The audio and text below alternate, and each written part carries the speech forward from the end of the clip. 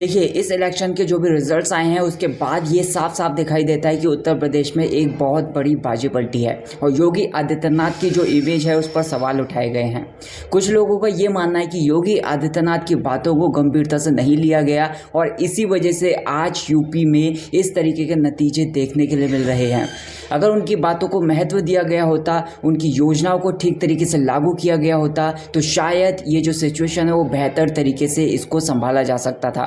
लेकिन जो 35 कैंडिडेट्स थे उनकी लिस्ट उन्होंने दी थी और उस पर जो सवाल उठे थे उन्हें केंद्र सरकार की ओर से नज़रअंदाज कर दिया गया। लेकिन योगी आदित्यनाथ अपनी हार को समझ चुके हैं और अब वे ये जान चुके हैं कि कहां कहां पर उन्हें सुधार करने की ज़रूरत है। सबसे बड़ा झटका तो यूपी में ये लगा कि बीजेपी ने अयोध्या में अच्छा खासा खर्चा करने के बाद भी इलेक्शन हार गई। वहाँ पर अयोध्या में हार का एक कारण ये था कि जो भी स्थानीय सांसद हैं लल्लू सिंह से वहाँ पर लोग नाराज थे और वहाँ पर मुआवजे का सही तरीके से वितरण नहीं हुआ था जिससे लोग परेशान थे। इसके अलावा यूपी में पेपर लीक का एक बड़ा मुद्दा बना हुआ है। यूपी को $1 ट्रिलियन की अर्थव्यवस्था बनाने की योजना भी योगी आदित्यनाथ के सामने एक बड़ी चुनौती है। अब योगी आदित्यनाथ की सरकार इन सभी मुद्दों को सुलझाने के लिए पूरी तरीके से तैयार है। यूपी में बीजेपी के खराब प्रदर्शन के बाद से ही योगी सरकार एक्शन में दिखाई दे रही है। उन्होंने इलेक्शन के दौरान रोजगार और पेपर लीक जैसे मुद्दों को सुलझाने पर ज़्यादा फोकस किया है। समाजवादी पार्टी और कांग्रेस ने इलेक्शन में इन मुद्दों को जोर शोर से उठाया था जिसका फायदा उन्हें हुआ। अब यूपी की जो भाजपा सरकार है अपनी गलतियों को सुधारने में जुट चुकी है और सरकारी नौकरियां देना और पेपर लीक को रोकने पर जोर दे रही है। अब सैटरडे को यूपी के मुख्यमंत्री योगी आदित्यनाथ ने यह साफ साफ कह दिया था कि जो चयन परीक्षाओं में पेपर लीक को रोकने के लिए पूरी कोशिश की जाएगी। मुख्यमंत्री के आदेश पर उत्तर प्रदेश में सॉल्वर गैंग और पेपर लीक करवाने लोगों के खिलाफ एक नया कानून तैयार किया जा रहा है। मुख्यमंत्री ने भर्ती परीक्षाओं की गोपनीयता और ट्रांसपेरेंसी में सुधार के लिए आयोग के साथ भी चर्चा की। पेपर लीक करवाने वालों और सॉल्वर गैंग के खिलाफ सख्त सजा दी जाएगी ताकि किसी का भी फ्यूचर खराब ना हो।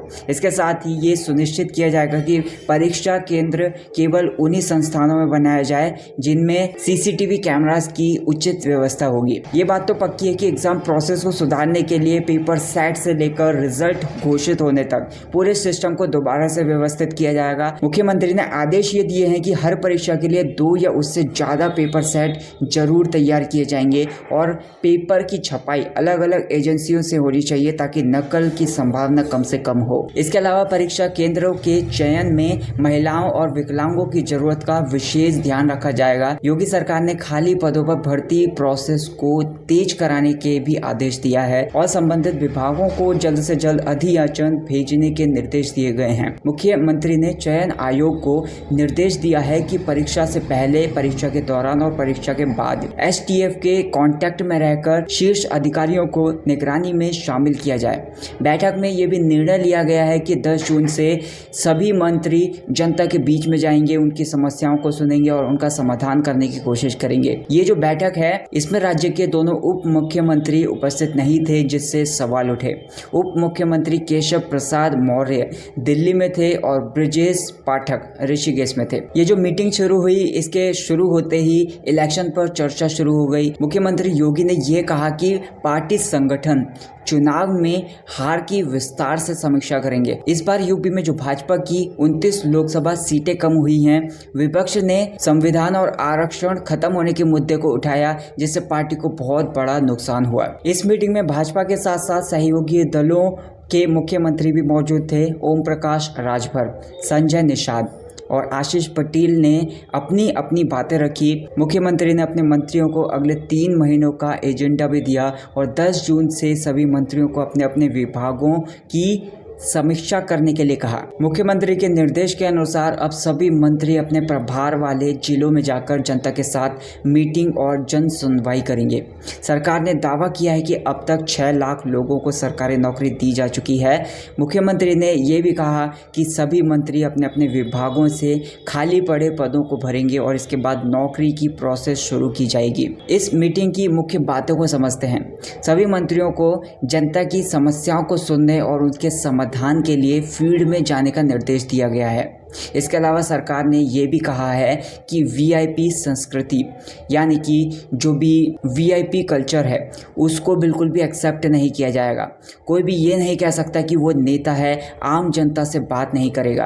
केंद्र और राज्य सरकार की अचीवमेंट को सोशल मीडिया पर व्यापक तरीके से प्रचारित किया जाएगा। जन सुनवाई, आईजीआरएस और सीएम हेल्पलाइन को और प्रभावी बनाने का काम किया जाएगा। ई कैबिनेट व्यवस्था और सभी विभागों में ई ऑफिस प्रणाली को प्रभावी ढंग से लागू करने का निर्देश दिया गया है ताकि काम और तेजी से और सुचारू रूप से चल सके। $1 ट्रिलियन अर्थव्यवस्था के लक्ष्य में हर विभाग की भागीदारी की योजना के अनुसार कामों की समीक्षा की जाएगी। बजट आवंटन और उसके खर्च का भी गहराई से विश्लेषण किया जाएगा। पौधारोपण, स्कूल चलो अभियान और संचारी रोग नियंत्रण के प्रयासों में योगदान देने की अपील सरकार ने जनता से की है ताकि जनता का सहयोग मिले। इस टाइम पर बीजेपी के लिए जो सिचुएशन है वो वाकई एक बड़ी चुनौती बनी हुई है। अगर सोचें तो यूपी में 29 सीटें हारकर बीजेपी 140 सीटों पर आ गई है। अगर ये 29 सीटें जुड़ जाएंगी तो ये जो संख्या है वो 269 हो जाती है, तो जो बहुमत से केवल 3 सीटें ही कम होती हैं। राजस्थान के बाद यूपी भी ऐसा राज्य बना जिसने बीजेपी को बहुमत से दूर रखा। ये जो इलेक्शन है एक लोकतांत्रिक प्रोसेस के रूप में ये भी दिखाता है कि सरकार को पूरी शक्ति नहीं दी गई है, क्योंकि जनता ने ये मैसेज दिया है उसने काम नहीं किया है। कई लोग ईवीएम पर सवाल उठाते थे और ये कहते थे कि ये हैक की गई है। इस बार किसी ने भी ईवीएम के हैक के बारे में कुछ नहीं कहा। अगर भाजपा ने वाकई ईवीएम हैक की होती तो वो क्या खुद को बहुमत से दूर रखती। ये जो इलेक्शन का टाइम है वो ये चीज़ समझने का है कि जो पॉलिटिकल लीडर्स होते हैं वो हमारे दिमाग के साथ कैसे खिलवाड़ करते हैं। चुनाव आयोग ने बहुत बार ऐसा कहा कि कोई भी आए और ईवीएम को हैक करके दिखाए, लेकिन किसी भी पॉलिटिकल पार्टी ने इस चुनौती को स्वीकार नहीं किया है। चुनाव आयोग के अध्यक्ष के इस्तीफे पर भी चर्चा हुई है कि वो मोदी के हिसाब से काम नहीं करना चाहता था, लेकिन मौजूदा चुनाव आयोग ने सटीक तरीके से काम किया है। अब आने वाले टाइम में हम ये उम्मीद करते हैं कि इलेक्शन में उनका जो प्रदर्शन होगा वो बेहतर होगा, बेहतर से भी और कहीं बेहतर होगा।